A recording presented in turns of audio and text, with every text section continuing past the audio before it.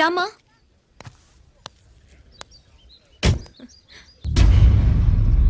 ఆయనే రంజిత్ వాళ్ళ ఫాదర్.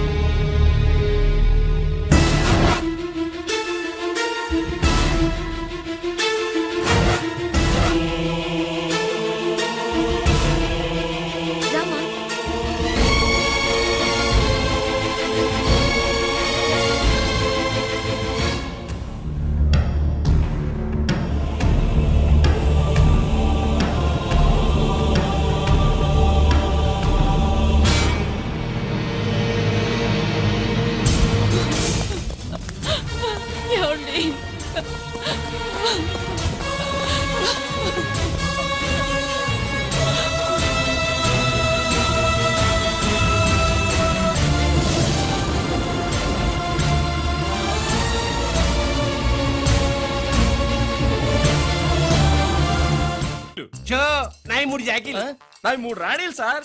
షటార్ నా పడక. జాకీలు ఎక్కువ రాణీలు ఎక్కువరా? రాణీలు జాకీలే. అది నాది షో.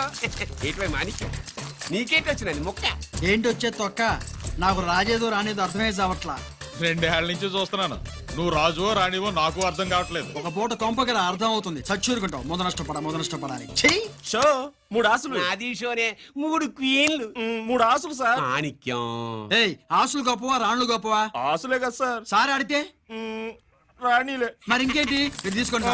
ప్రతిసారి మీరే గెలుస్తున్నారు. కట్ ఫర్ సిటీ వేయాలి సార్. కట్ ఫర్ సీటా? ఓకే. బా, మళ్ళీ మీదే షో. షో నికాల్ నికాల్ మాల్ నికాల్. ఇదిగో తీసుకో. మేము వెళ్ళాక తీరిగ్గా తాళం తీసుకో. రండి. ఇది గుత్తి చేతిలో పెట్టాడండి. ఏంటి మమ్మీ, రంజిత్ తో ఒక మాటన్నా మాట్లాడకుండా తీసుకొచ్చేసాం. ఏం మాట్లాడతావు? వాళ్ళున్న పరిస్థితి ఏమిటి? అసలు అది మాట్లాడే సందర్భమేనా? ఎప్పుడు మాట్లాడాలో, ఎప్పుడు కలవాలో నేను చెప్తాను. అంతవరకు నువ్వేమీ మాట్లాడుకో.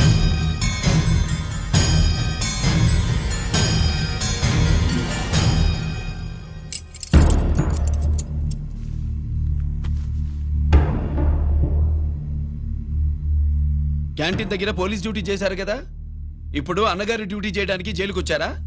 అవునరా. అన్నగా నేను నీకేం ఉపయోగపడ్డాను? జీవితంలో నా వల్ల నువ్వెప్పుడు నష్టపోతూనే ఉన్నావు.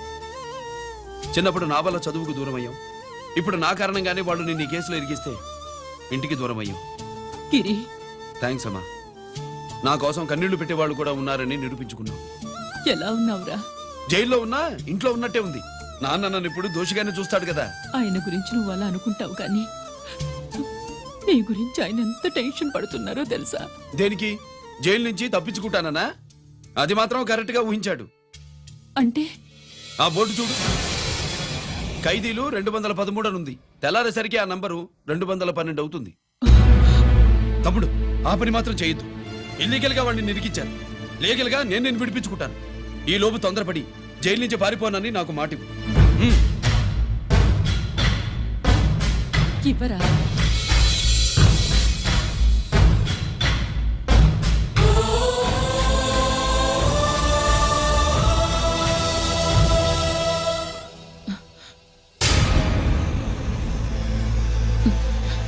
కాళ్ళు కడుక్కునే లోపలికొచ్చావా? అదేమిటండి? ఎవరైనా గుడికి వెళ్లే ముందు కాళ్ళు కడుక్కుంటారు. వెళ్ళకూడని చోటికి వెళితే ఇంట్లోకొచ్చే ముందు కాళ్ళు కడుక్కుంటారు. నువ్వు అలాంటి చోటికే వెళ్ళొస్తున్నావు కదా. గిరి మీకంత కానివాడైపోయాడా? నా దృష్టిలో వాడు అరెస్ట్ అయిన రోజే చచ్చిపోయాడు. ఇంకెప్పుడు జైలుకెళ్ళి నా పరువు తీయద్దు. పాటకి ప్రాణం పల్లవి అయితే ప్రేమకి ప్రాణం ప్రేయసి కాదా? సార్ పిలిచారా సార్? ఏంట్రా కోటి, ఏంటి హుషారుగా పాటలు పాడుతున్నావు? కుప్పు సాంగ్ కోసం ఏం తెచ్చావేంది? పండగ కదా, పాపం తింటాడని 10 4 తెచ్చాను. జైల్లోకి ఇలాంటివి తీసుకురాకూడదమ్మా. పాలు పళ్ళు సెల్ ఫోన్లు బిర్యానీ ప్యాకెట్లు తీసుకురావచ్చా? అంటే అవి కూడా తీసుకొచ్చావేంటి? ఇవి కూడా తీసుకొచ్చాను. హానెస్ట్ నాకు ఇలాంటి నచ్చవు. అంతసేపు చూసుకోకలేదు. అవి దొంగ నోట్లేం కాదు, మంచి నోట్లే. ఏమో ఎవరు నమ్మొచ్చాడు. Safe side. ఇంకేంటి? నువ్వేం తెచ్చావు ఫాఫా? చిచి, ఏరియా అంతా పాడు చేశాడు. నువ్వేం తెచ్చావు? నేనేం తెచ్చానో నువ్వు చూడలేవుగా. అలా చూడకూడని వాటిని జైల్లోకి తీసుకురాకూడదు. మా రూల్స్ ఒప్పుకోవు. నేనిచ్చేదానికి మా నాన్న ఒప్పుకోడు. అంటే అర్థం కాలేదా? నేను తెచ్చింది మా బావు మీద ప్రేమ. అబ్బో, లోపలికి వెళ్ళి కురిపించుకో. అలాగే ఇలాగే ఫద ఫదవే వయ్యారి గాలి ఫటమా పైకి పక్షిలాగా ఎగిరిపోయి పక్క చూపు చూసుకుంటూ తిరిగి బాంబులా ఆ బ్యాగ్ లో బాంబులు ఉంటుందేంటి? పరమేశ్వరా, నాకేం బాంబులు తెలీదు.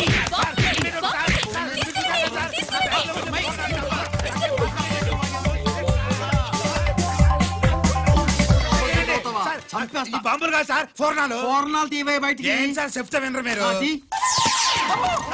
మీరు ఎక్కడ పోలీసులు అండి బాబు? ఫోర్నాలు చూసి పారిపోతున్నారు. చూపిస్తానండి. ఫోర్నాలు ఎక్కడైనా పేల్తే ఏంటండి? అయిపోయాడు. ఏయ్ బావా!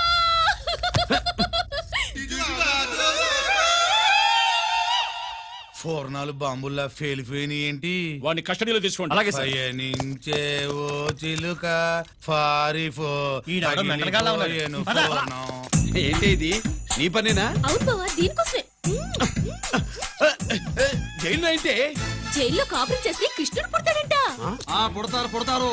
మీరు ఇక్కడ నా జైల్లో కాపురాలు చేసి పిల్లల్ని కంటే మేము జోల పాటలు పాడుతూ కూర్చుంటాం. ఇదిగో, వదలవా? ఇక్కడ అలాంటివి చేయకూడదు. నువ్వు ఎక్కడ దొరికేవే తల్లి? ఇదిగో, నువ్వు ఇట్రా, వెనక్కి రావే. బా. ప్రేమికులు వేరు చేస్తావా? నువ్వు నాశనం అయిపోతావు. ఈ ప్రాబ్లం ఉంటుందని ఊహించే చుట్టుపక్కల ఏ ఇల్లు లేకుండా పొలంలో కట్టుకున్నా. బయటికి ఎప్పుడు వస్తావు బావా? అన్నయ్య గురించి ఆలోచించి ఆగానే, లేకపోతే ఈ జైల్లో కదా అక్క. నీకు ఏది లేకుండా ఆయన నువ్వు రావమ్మా. వస్తా బావా. నువ్వు రావద్దే, నేనే వస్తా. హలో అక్కడ మా ట్రాఫిక్ కానిస్టేబుల్ శామ్యుల్ అని ఉంటాడు, అతనికి చెప్పబోయా. Good morning sir. Good morning. ఏమండి సుబ్రహ్మణ్యం గారు? Sir good morning sir. Good morning.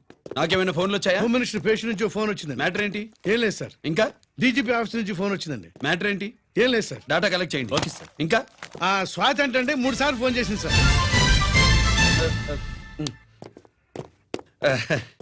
అందరి ముందు చెప్తారేంటి? ఇప్పుడు చెప్పండి. ఈవిడ మాత్రం మ్యాటర్ చెప్పిందండి. పావు గంటలో రింగ్ ఇస్తానంది.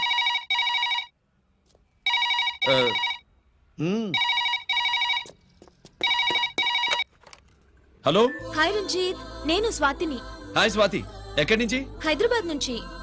మొన్న మా మమ్మీ నేను మీ ఊరు వచ్చాం. మరి కలవలేదే? ఎలా కలవమంటావు? అప్పుడు నువ్వు మీ తమ్ముడిని అరెస్ట్ చేసి తీసుకెళ్తున్నావు. ఆ టైంలో పలకరించడం బాగుండదని మమ్మీ తీసుకొచ్చేసింది. ఏం చేశాడు నీ తమ్ముడు? వాడి తప్పేం లేదు. నా మీద కోపంతో వాడిని ఇరికించారు. వారం రోజులు అంతా సాల్వ్ అవుతుంది. వాడు రిలీజ్ కాగానే నువ్వు మీ అమ్మతో మా ఇంటికి వచ్చినట్టు నేను మా అమ్మ నాన్నలతో మీ ఇంటికి వస్తా, ముహూర్తాలు పెట్టించడానికి.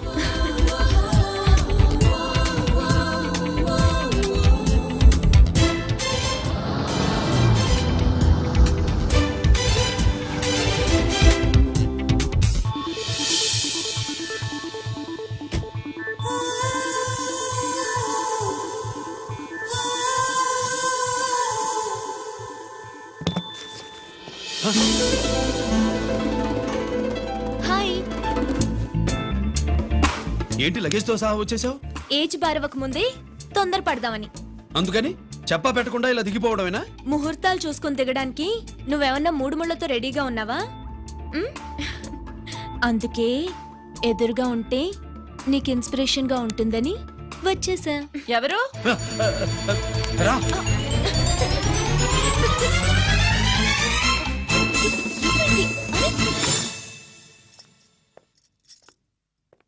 ఏంటి రాజేశ్వరి, ఎవరొచ్చారు? ఎవరో తెలీదండి, మాటలు వినిపిస్తున్నాయి. ఈ సూట్ కేసు ఉమ్, ఏంటి చాటుకు తీసుకొచ్చావు? మీ నాన్నంటే అంత భయమా? చచ్చా, భయం కాదు, గౌరవం. అవును, మన సంగతి ఎప్పుడు చెప్తున్నావు? ఎక్కడి నుంచి? అమ్మా తల్లి, నువ్వు వెళ్ళిపో, నీకు దండం పెడతా. అందమైన ఆడపిల్ల ఎదురుగా ఉంటే దండవా పెట్టేది? మరేం కావాలి? ఆ, ఇక్కడ ఆ.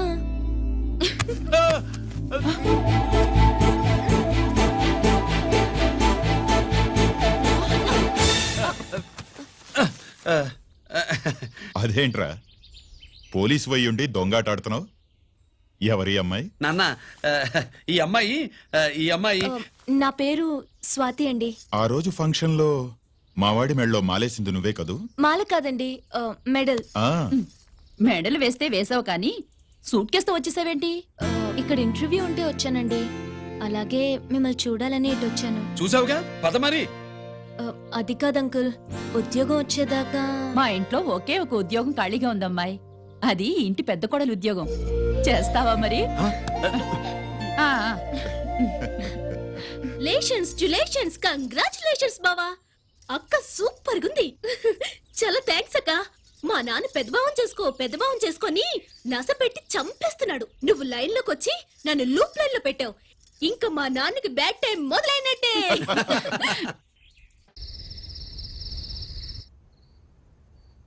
రంజిత్ తో నీ పెళ్లి జరగదు, మర్చిపో. మర్చిపో మర్చిపో. ఒక హంతకుడి కుటుంబంలోకి నా కూతుర్ని పంపడం నాకిష్టం లేదు. నేను మాట్లాడేది అతని తమ్ముడు గురించి కాదు, నాన్న గురించి. 14 ఏళ్లు పాకిస్తాన్ లో యుద్ధ ఖైదీగా ఉండొచ్చిన ఆర్మీ ఆఫీసర్ మమ్మీ ఆయన. కాదు, మీ నాన్నను చంపినందుకు 14 ఏళ్లు తీహార్ జైల్లో శిక్ష అనుభవించిన ఖైదీ. మీ నాన్నను చంపింది తనేనని 10 మందిలో ఒప్పుకోవాలి. మనకి క్షమాపణ చెప్పాలి.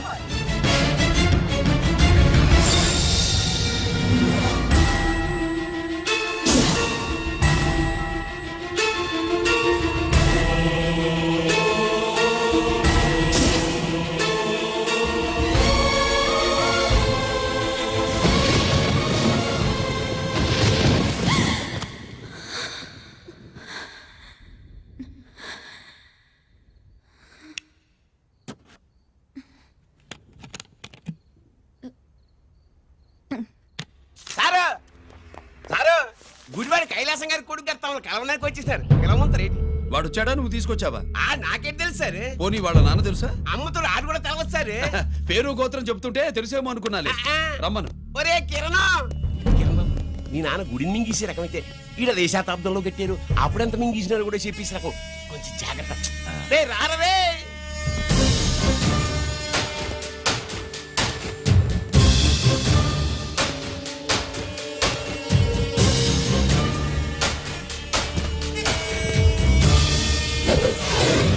ఏమిటిది? దీన్ని సూట్ కేస్ అంటారు. దీనివల్ల మన దేశంలో కొన్ని ప్రభుత్వాలే కూలిపోయాయి. నువ్వంత గొప్ప పని చేయక్కర్లేదు. జైల్లో ఉన్న మా మామయ్య కుప్పస్వామి మీద కేసు లేకుండా తప్పిస్తే ఇందులో ఉన్న డబ్బంతా నీదే. బోనస్గా నీ తమ్ముడు నిర్దోషిగా విడుదలవడానికి మేం సాయం చేస్తాం.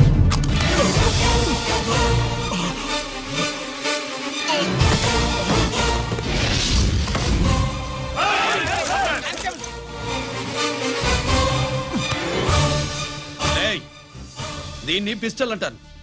దీనివల్ల కొన్ని దేశాల్లో విప్లవాలే వచ్చాయి. దీనికి సంఘ వ్యతిరేక శక్తుల్ని కాల్చి చంపిన చరిత్ర ఉంది. నీలాంటి వాళ్ళని ఎన్కౌంటర్ చేసిన బ్యాక్గ్రౌండ్ ఉంది. మీ తమ్ముడి జీవితం మా చేతుల్లో ఉందని తెలిసి కూడా ఎదురొస్తున్నావా? నీ జీవితమే నీ చేతుల్లో లేదు. నా తమ్ముడి జీవితం గురించి నీకెందుకురా వర్రీ?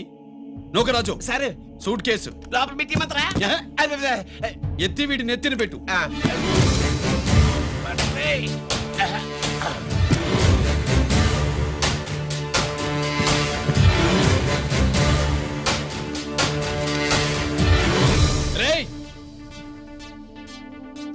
వెళ్ళి నీ బాబుకు చెప్పు, ఈ రంజిత్ కుమార్ లంచం తినడు, తిన్నది కక్కిస్తాడని.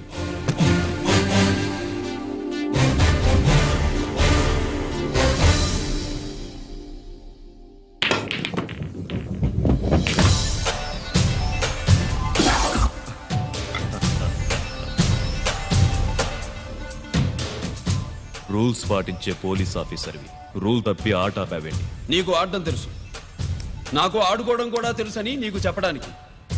బాల్ని పాకెట్లో వేసే క్యూ నీ చేతిలో ఉంది. లాకప్లో తోసిన వాళ్ళని ఎర్రగొట్టే లాఠీ స్టిక్ మా చేతుల్లో ఉంటుంది.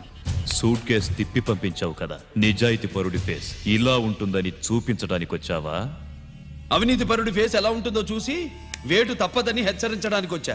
ఏంట్రా మేం చేసిన అవినీతి? టెండర్లు పాడి నాసిరకం ప్రాజెక్టులు కట్టి జనం డబ్బు వృధా చేస్తున్నావా? హాస్పిటల్ కి కల్తీ మందులు అమ్మి సొమ్ము చేసుకుంటున్నావా? ఆయుధాలే కదా అమ్ముకుంటున్నావు. దీనివల్ల ప్రజలకేంటి నష్టం?